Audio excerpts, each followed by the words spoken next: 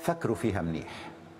أغلب الضغوطات النفسية تبعنا صناعة ذاتية، يعني ناس ما منحبهم وبيستفزونا منتابعهم ومنفتش وراهم، ذكريات بتزعجنا منضل نستحضرها، أخبار بتضايقنا منسمعها ونفكر فيها، مواضيع بتكدرنا منحكي فيها ونلت ونعجن فيها. أنت، نعم أنت طبيب نفسك، فيا تمرض حالك يا تشفي حالك لحالك.